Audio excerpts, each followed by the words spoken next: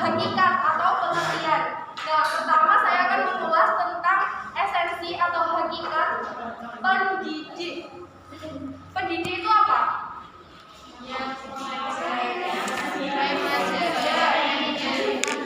Ya, orang yang mendidik. Jadi kalau orang yang berdagang namanya apa? Orang yang mencari ikan namanya apa? Jadi pendidik itu berarti udah pasti orangnya adalah mendidik.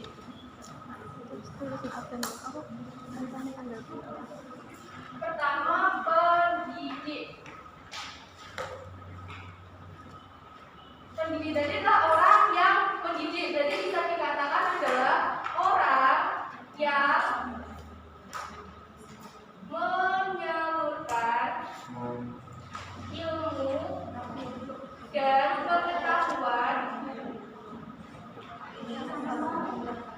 kepada orang lain secara konsisten.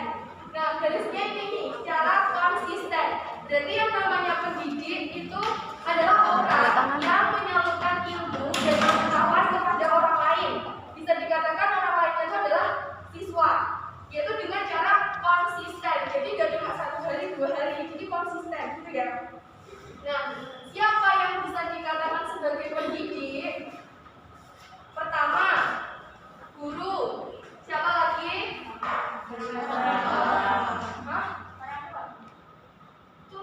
Dosen.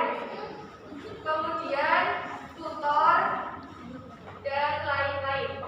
Nah, sudah bisa dipahami tentang pendidik. Nah, kemudian ke tenaga kependidikan. Kependidikan. Beda nggak antara pendidik sama tenaga kependidikan? Beda. Bedanya apa? Bisa dia menjawab? Oke. Oh, kalau pendidik itu kayak seperti itu, kalau tenaga kependidikan ya, ya, kalau tenaga kependidikan itu lebih ke yang menunjang suatu pendidikan. Berarti tenaga kependidikan itu bisa dikatakan adalah orang yang terjun sebagai yang menunjang suatu lembaga pendidikan. Bisa dipahami? Bisa. Nah, kemudian siapa yang disebut tenaga kependidikan? Yang pertama tadi seperti yang dikatakan kita, yaitu TU. Kemudian penjaga sekolah. Siapa lagi? Tenaga keperpustakaan. Lagi penjaga kantin termasuk tenaga kependidikan apa tidak? Penjaga kantin. Bukan. Iya dong, kan yang menunjang suatu pendidikan. Penjaga kebersihan.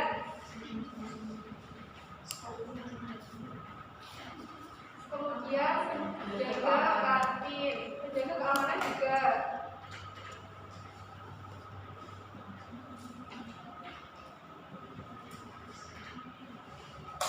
Nah, itu tadi esensi dari pendidik dan tenaga kependidikan.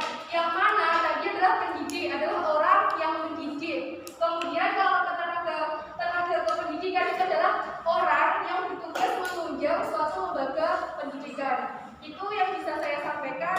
Selanjutnya akan diteruskan teman saya. Baik, itu tadi materi tentang esensi pendidik dan tenaga kependidikan.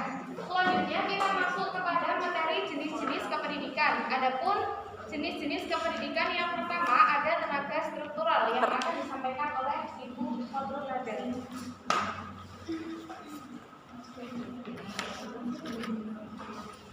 Sebelumnya perkenalkan nama saya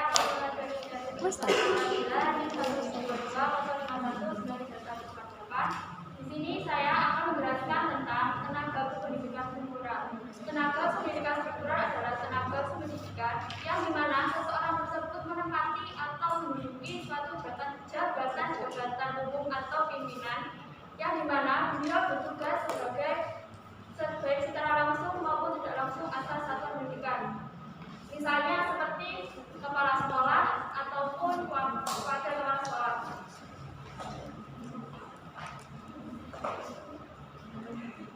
Terima kasih.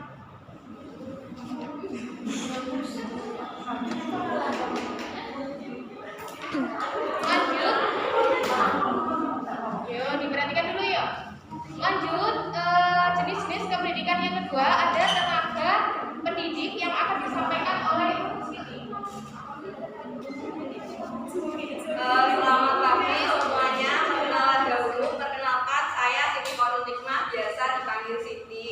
Di sini saya akan menjelaskan mengenai tenaga pendidik. Tapi sebelumnya kan tadi tenaga pendidik sudah disinggung sedikit oleh Mbak Tania. Jadi saya akan hanya meneruskan bagian landasan-landasan dan kompetensi tenaga pendidik saja. Jadi kan kalian semua sudah tahu kalau tenaga pendidik itu kan mulai dari guru, dosen, tutor dan lain sebagainya. Betul atau tidak? Betul. Jadi di sini saya akan memberikan penjelasan yang lebih ilmiah, yang lebih bahasa buku itu. Kalau tenaga pendidik itu adalah orang yang berpartisipasi langsung dalam penyelenggaraan pendidikan. Jadi orang tersebut terjun langsung seperti kata Mbak Tania tadi untuk mendidik para calon peserta didik atau peserta didik yang sudah ada. Selanjutnya ada landasan tenaga pendidik. Ada yang tahu undang-undang yang membahas tentang tugas tenaga pendidik, undang-undang apa? UU nomor berapa, tahun berapa, ada yang tahu? Oh belum, ya akan saya jelaskan.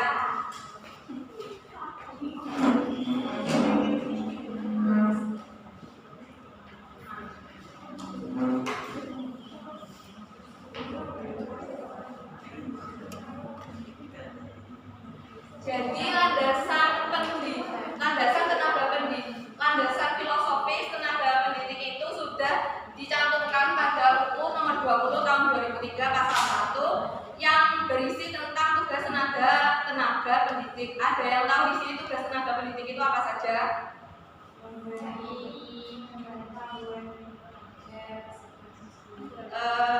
Sebenarnya mendekati benar tapi masih belum tepat. Ada lagi yang mau berpendapat tenaga pendidik apa ya, silahkan Dada. Administrasi kayak membantu administrasi KPU kayak. Ya betul, tapi itu lebih ke tenaga pendidikan. Jadi akan saya jelaskan kalau tenaga pendidik itu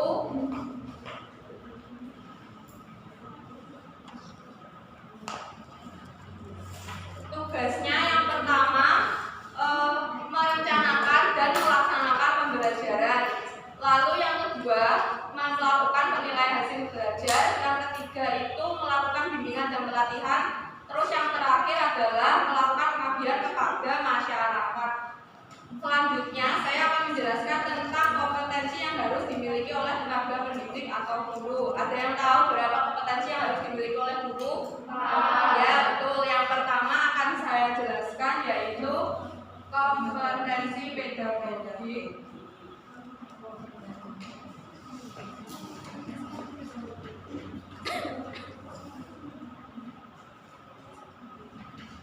Nah, kompetensi pedagogi ini lebih mengarah kepada guru harus bisa memahami situasi peserta didik. Kan peserta didik itu biasanya latar belakang mereka berbeda-beda saat di dalam kelas. Ada yang diam, ada yang cenderung nakal, ada yang lain sebagainya. Jadi kita sebagai guru itu harus bisa mengontrol dan mengawasi dan memberikan masukan kepada peserta didik bagaimana sih perlakuan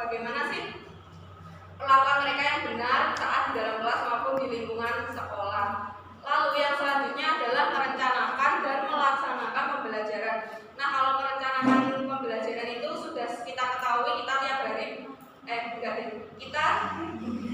kita tiap tugas disuruh buat RPP, itu kan rancangan pelaksanaan pembelajaran. Jadi guru itu sebelum mengajar harus membuat rancangan pembelajaran terlebih dahulu agar nanti pembelajarannya lebih berjalan lancar dan sistematis, serta nanti siswa akan bisa paham materi apa yang telah disampaikan oleh guru.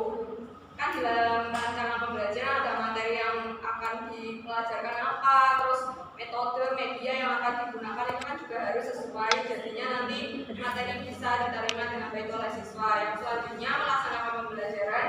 Setelah kita membuat rencana pembelajaran seperti itu, lalu kita melaksanakan dan mengajarkan materi yang telah kita tulis dalam RPP tadi di dalam kelas secara langsung.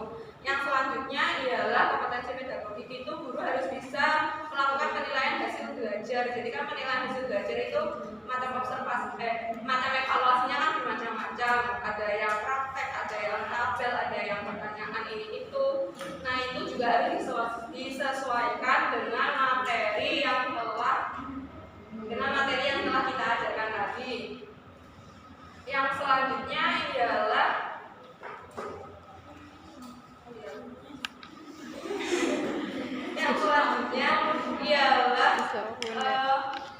mendampingi peserta didik. Jadi mendampingi bahwa kalau peserta didik itu harus jadi peserta didik jadi kita harus mengetahui latar belakang peserta didik seperti saat ini hampir sama dengan yang pertama tadi.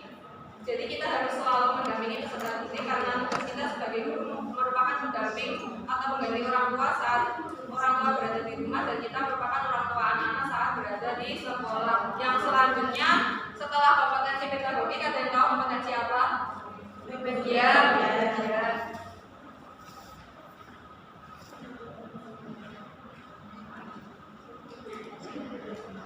Nah, pada kompetensi kepribadian ini kita sebagai guru itu kan guru kepanjangannya buku dan ditiru atau diikuti dan ditiru. Jadi kita sebagai guru harus memiliki attitude yang baik, perilaku yang baik seperti berwibawa, jujur, disiplin, tanggung jawab dan lain sebagainya. Itu kenapa kita harus memiliki perilaku yang baik saat di sekolah dan di lingkungan kelas? Ada yang tahu kenapa?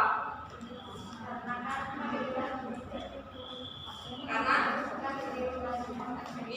soalnya karena kita merupakan tokoh panutan siswa saat di sekolah. Jadi siswa itu lebih condong mencontoh tindakan guru, apa saja yang dilakukan guru di saat di sekolah maupun di kelas. Jadi maka dari itu kita harus tetap bisa menjaga sikap dan mempertahankan perilaku baik kita. Karena kalau guru memiliki perilaku yang jelek, tentunya keprofesionalannya, wibawanya akan hilang. Lalu yang selanjutnya kompetensi apa? Ada yang tahu? Profesional. Ya, profesional.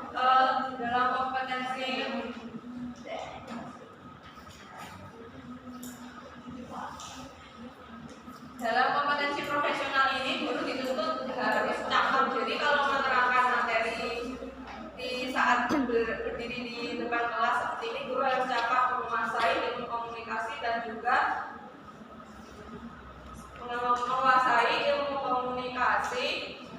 dan juga ilmu pengetahuan yang luas. Jadi kalau kita sebagai guru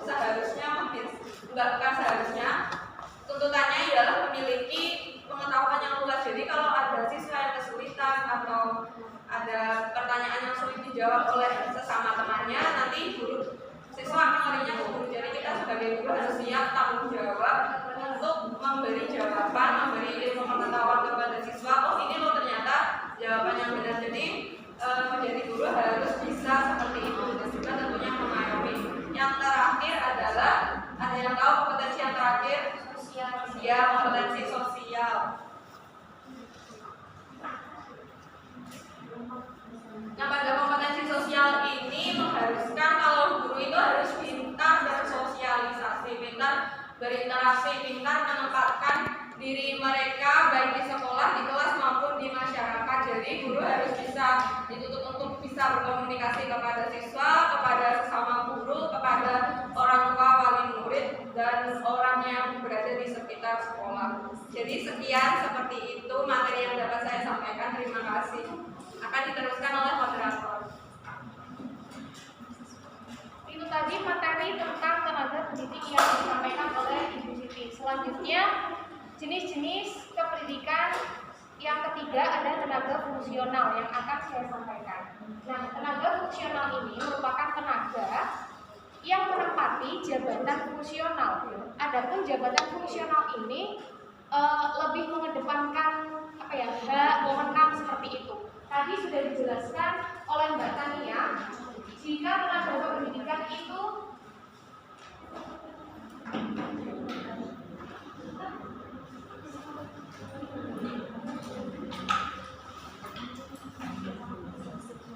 contoh-contoh dari tenaga pendidikan itu ada penjaga sekolah, ada tenaga perpus, tenaga kebersihan, penjaga kantin, penjaga keamanan, dan lain-lain. Nah, pengertian dari tenaga fungsional ini merupakan tenaga yang mengandalkan keahlian akademis ke suatu pendidikan. Misalnya, selain ada tenaga perpustakaan, contoh dari tenaga fungsional ini ada pengawas, lalu ada peneliti, ada pustakawan atau tenaga perpustakaan, juga pengembang yang ada di bidang pendidikan. Nah, pengembang yang ada di bidang pendidikan ini seperti tutor atau biasanya kan kelas 6 itu perlu pelajaran intensif. Biasanya dari pihak sekolah itu bekerja sama dengan misal kayak lembaga belajar, lembaga bimbingan belajar. Maka dari itu kita harus mendatangkan tutor. Itu termasuk tenaga fungsional. Selanjutnya lagi seperti pembina ekstrakurikuler, itu juga termasuk tenaga fungsional. Mungkin itu yang bisa saya sampaikan. Selanjutnya